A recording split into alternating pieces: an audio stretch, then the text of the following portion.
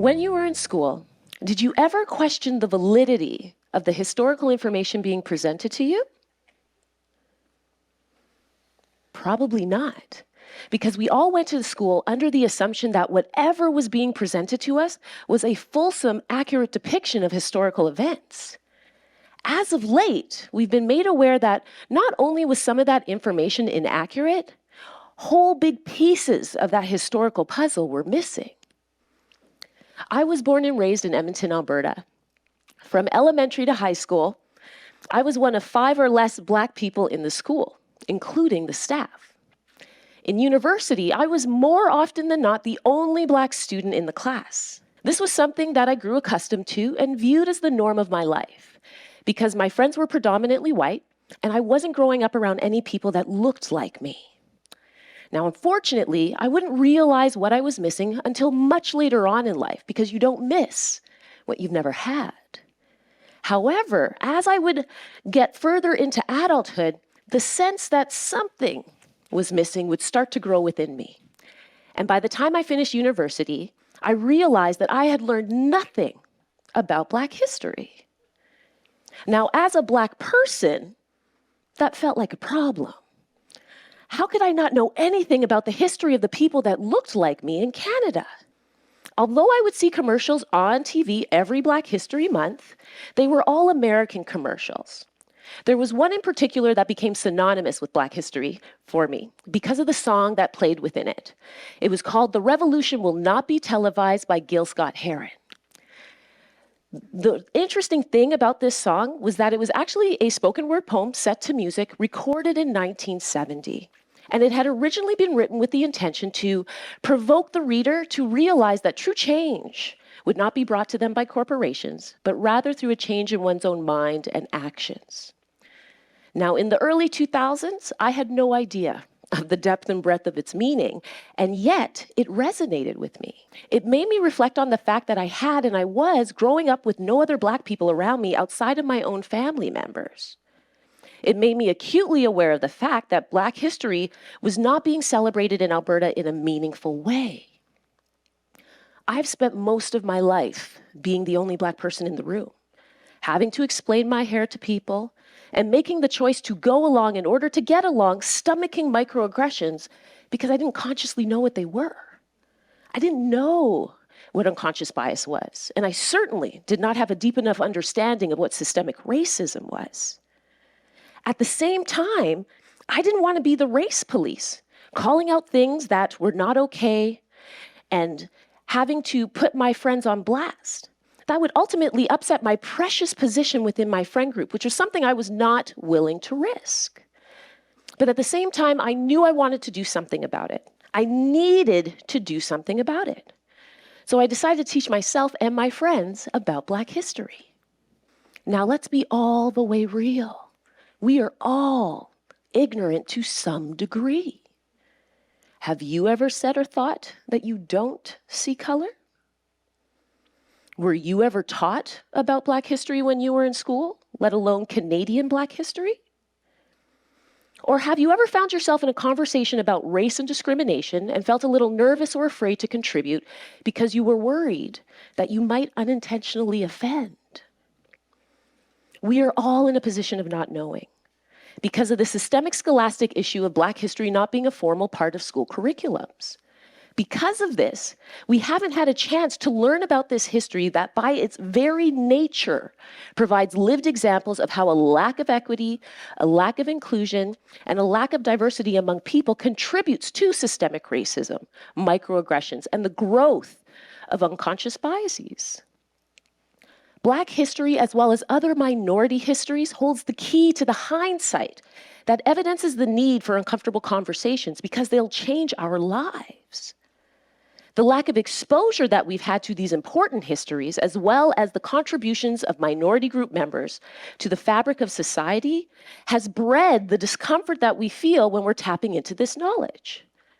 This discomfort has grown into fear.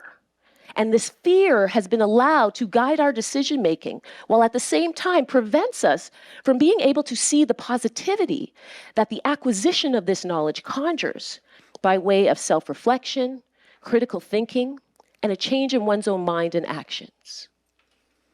Now, the only way that we can combat this is through education, communication, and collaboration. This includes sharing our stories so that we have an opportunity to observe not just the differences, but the similarities within the minority experience and the human experience. I knew that I wanted to teach others, and in order to do so, I knew I would have to address the following questions. How do I provide this education in a way that allows those that are not comfortable with being uncomfortable to come and stay rather than run away? How do I create the safe space needed to facilitate fundamental mind shifts, honest self-reflection, and promote the compassion and understanding needed in order to not vilify those that make an honest mistake due to ignorance? And how do I present the history and experiences, the good and the bad, the happy and the sad, in a way that is emotionally intelligent, honest and not redacted, accountable, but not accusatory? At the same time, I knew I would need to teach myself. And as I started to do research to learn the information I wanted to teach, I also learned several of the things I did not know. I learned that there was so much Black history right here in Canada that I'd never been taught, and that Black history was so much more than slavery.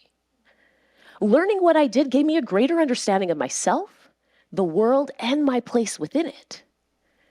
I learned that several of the jokes that my friends, and dare I say I, used to make back in the day, that I would even laugh at in spite of feeling in my gut that something wasn't quite right, had a racist origin and were in fact racist.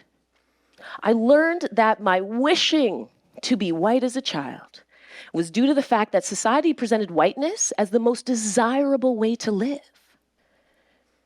I learned that the elderly lady in Australia that decided to start touching my hair because she thought it looked so cool when it was in braids, without my consent, was all the way out of line.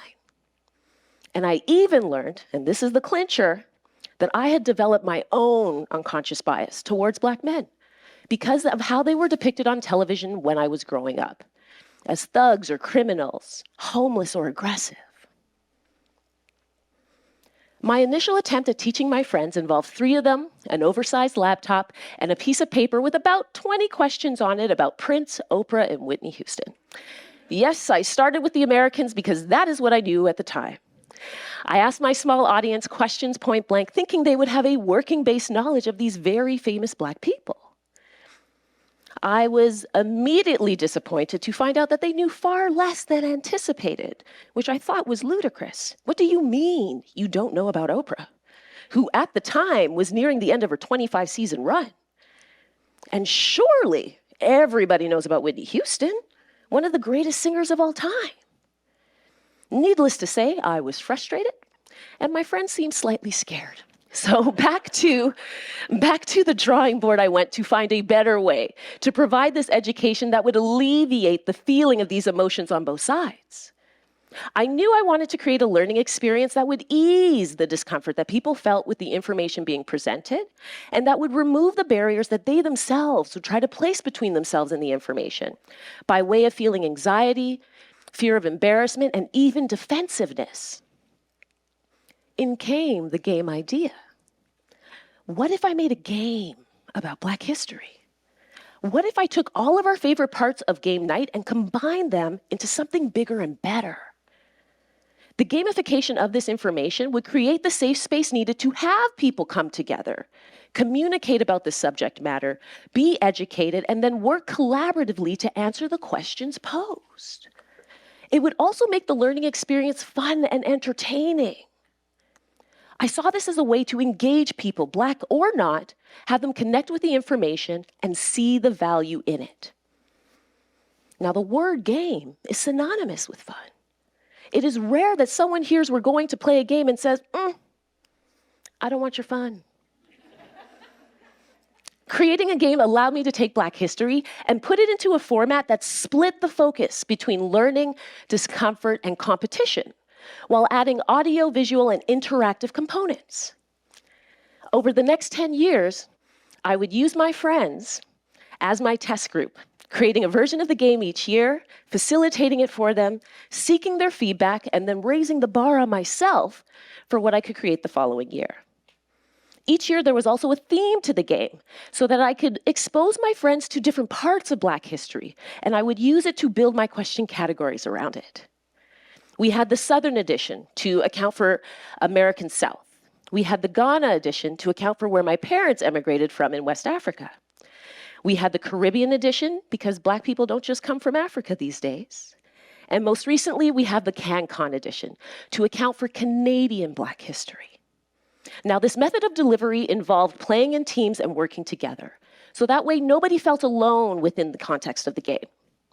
Teams would have to rotate between their team members for whose turn it was to select a question from the game board to eliminate the wallflower effect. The information was presented in various question formats like true or false, multiple choice, word puzzles, and pictures of historical figures. And additional context was added anytime a question was answered correctly to provide a fulsome education so that it wasn't just a matter of getting a question right and moving on to the next. I turned it into an annual immersive experience, originally called Black Facts and now currently called Afrofacts. At the beginning of the month, I would provide my friends with a study guide, and at the end of Black History Month, they would all come over. My mom or I would make a traditional African meal. We'd play the game for prizes, and as one does, we'd have a party afterwards. I was achieving my goal of teaching my friends about Black history, having them understand its importance and value. They were increasing their awareness around the lack of equity and inclusion that Black people faced. At the same time, the frustration that I had felt during my initial attempts at teaching them had now dissipated, creating space for the emotional intelligence needed to be an effective teacher. Where I was once frustrated by my friends not knowing what I thought they should know, I now understood how the systems of society did not present opportunity for them to even be aware that they were missing out on learning about it and being impacted by it.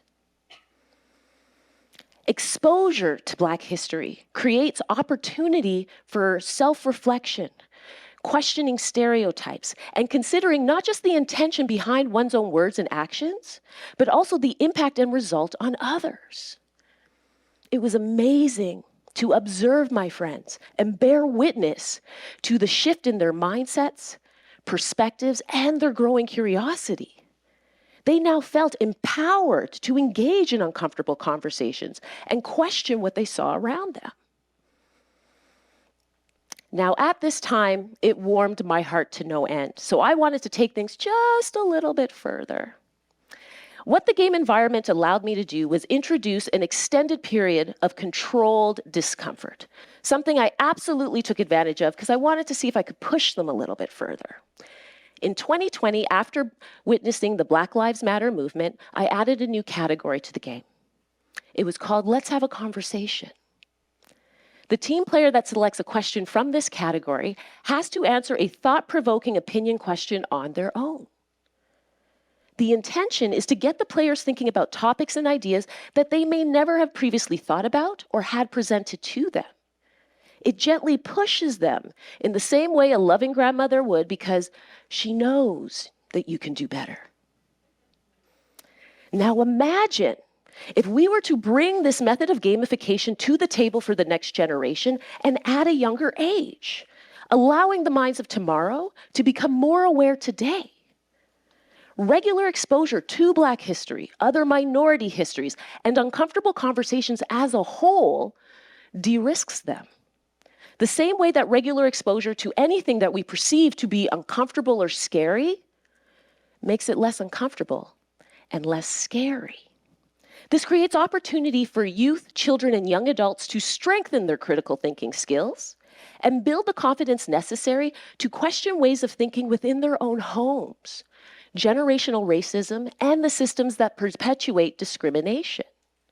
Ultimately building the foundation on which the soft skills of active listening, empathy, accountability, and responsibility sit. The interactive group experience of the game creates collective ownership and accountability for reconciliation. The mindset and openness necessary to transcend apprehension about saying or doing the wrong thing or unintentionally offending is found within and supported by the context of the game. Now, let us also consider that we can absolutely apply this method to many different topics. So why aren't we? But then let's also look at what's at stake if we continue as we are, ignoring the problem and not presenting opportunity for our children to obtain this knowledge at a younger age where it'll have more time to resonate and inform their actions. Had I not created Afrofacts to teach myself and my friends, I would still be feeling isolated and alone. I wouldn't have seen the growth in my relationships as my friends increased their awareness and stepped into their own allyship journeys. It would have taken me longer to not only find my voice, but to use it as an ally, calling out things that are not okay. And I don't know that I would have found the courage to stand confidently in my Blackness as I do today.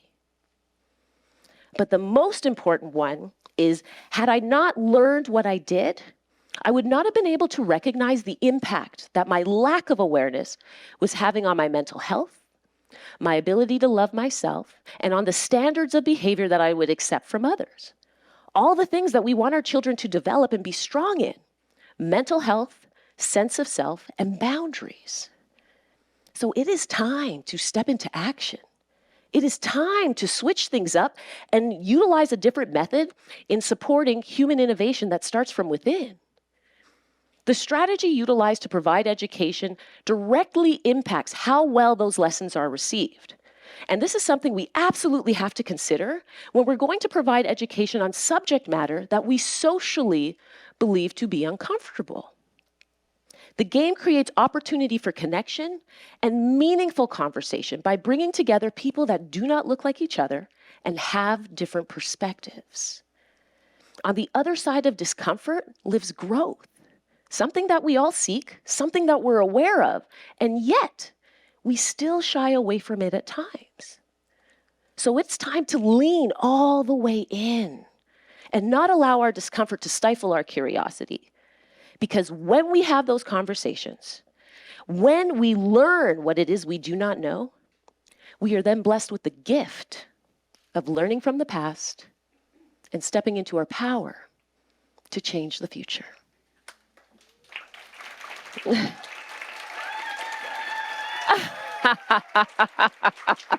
Awesome, thank you.